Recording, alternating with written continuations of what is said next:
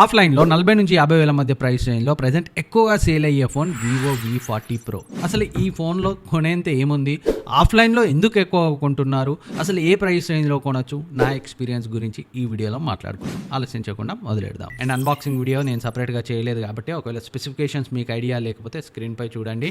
And బాక్స్లో ఛార్జర్తో సహా దేన్ని స్కిప్ చేయలేదు, అన్ని కంటెంట్స్ అయితే ఇచ్చారు. ముందుగా ఈ ఫోన్ యొక్క డిజైన్ అండ్ బిల్డ్ క్వాలిటీ గురించి అయితే మాట్లాడుకున్నాం. డిజైన్ అయితే యాజ్ యూజువల్ ఈవెన్ 15-20,000 ప్రైస్ రేంజ్లోనే వివో ఫోన్స్లో మంచి డిజైన్ ఇస్తారు.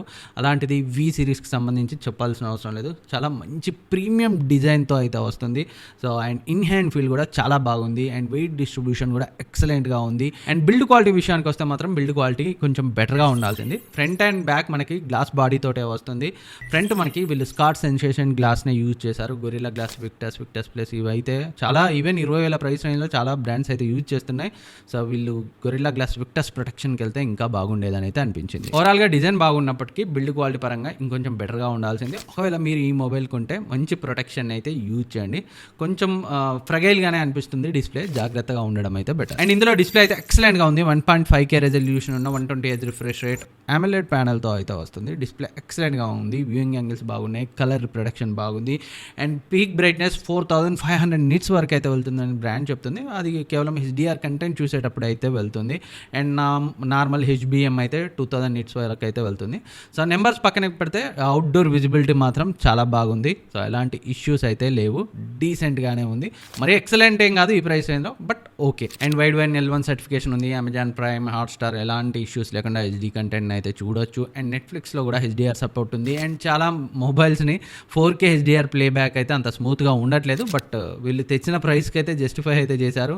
4K HDR ప్లేబ్యాక్లో అయితే ఎలాంటి ఇష్యూస్ లేకుండా స్మూత్గా అయితే ప్లే చేస్తుంది. డిస్ప్లే అయితే సాటిస్ఫైయింగ్గా ఉంది. అండ్ ఆడియో క్వాలిటీ గురించి మాట్లాడుకుంటే డ్యూయల్ స్పీకర్స్ అయితే ఇచ్చారు, స్టీరియో స్పీకర్స్, కాకపోతే డాల్బీ అట్మాస్ సపోర్ట్ అయితే లేదు. అండ్ సౌండ్ క్వాలిటీ మీరైతే ఇక్కడ వినొచ్చు, ఒకసారి శాంపిల్ వినండి.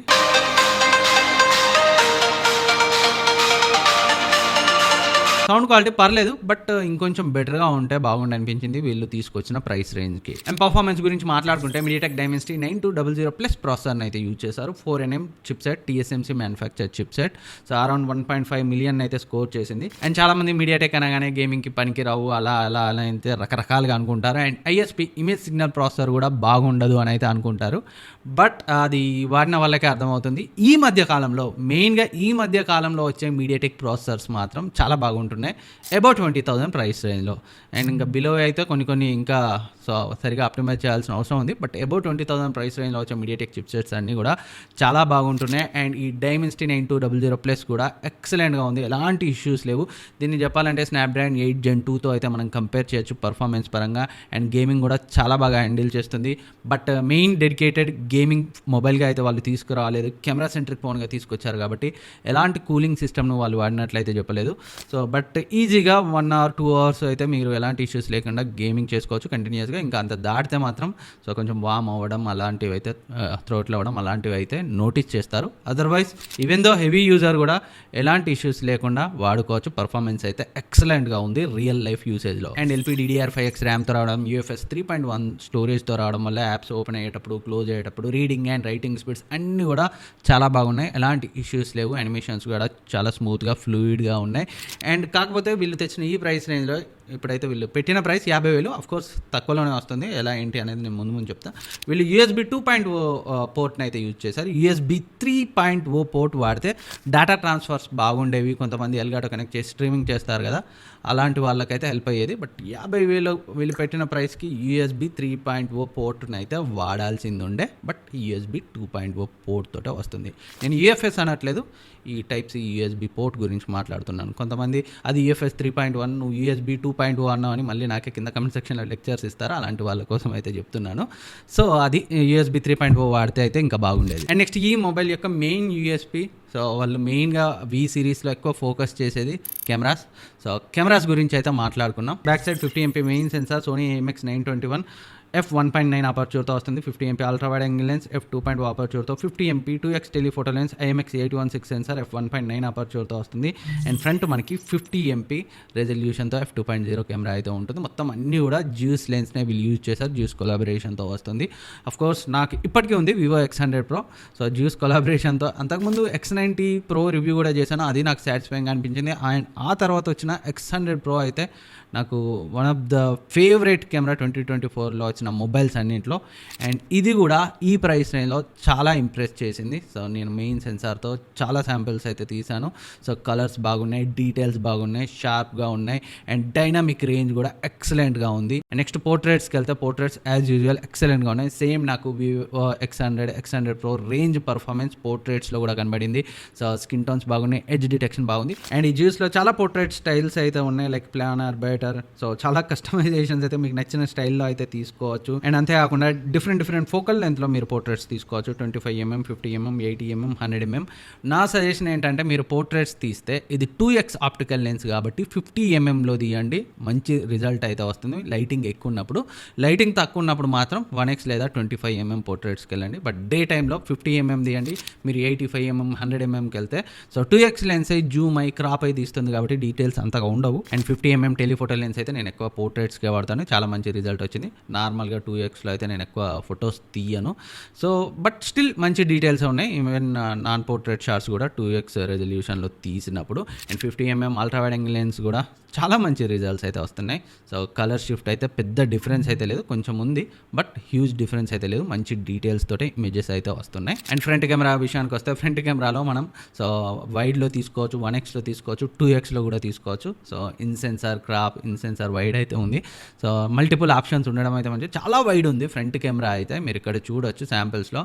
అండ్ ఇమేజెస్ అయితే decent job, excellent front camera అని చెప్పను, కానీ నాకైతే నచ్చింది ఈ ప్రైస్ రేంజ్లో one of the best front కెమెరాగా అనిపించింది. పోర్ట్రేట్స్ కూడా బాగానే వస్తున్నాయి, ఇంకా మల్టిపుల్ ఆప్షన్స్ అయితే ఉన్నాయి, మీరు ఆ బ్లర్ ఎఫెక్ట్స్ని అయితే చేంజ్ చేసుకోవచ్చు. అండ్ లో లైట్లో కూడా నేను కొన్ని ఫోటో శాంపిల్స్ అయితే తీసాను. Overall front and back camera లో లైట్లో కూడా సో డీసెంట్గా పర్ఫామ్ చేసింది ఈ ప్రైస్ రేంజ్కి. ఫోటోస్ పరంగా డెఫినెట్గా అండర్ 50,000 ప్రైస్ రేంజ్లో చాలా మంచి ఆప్షన్ ఈ V40 Pro. అండ్ ఇంకా వీడియో గురించి మాట్లాడుకుంటే సో నేను మెయిన్ లెన్స్తో, 2x లెన్స్తో అండ్ అల్ట్రా వైడ్ యాంగిల్ లెన్స్తో కూడా సో 4K 60 FPS శాంపిల్స్ అయితే తీసాను. ఒకసారి 1 by 1 ఆ శాంపిల్స్ అయితే చూడండి. Friends Vivo V40 Pro main లెన్స్తో రికార్డ్ చేయబడుతుంది 4K 60 FPS samples. Video quality ఎలా ఉంది, స్టెబిలైజేషన్ ఎలా ఉంది అయితే అబ్జర్వ్ చేయొచ్చు.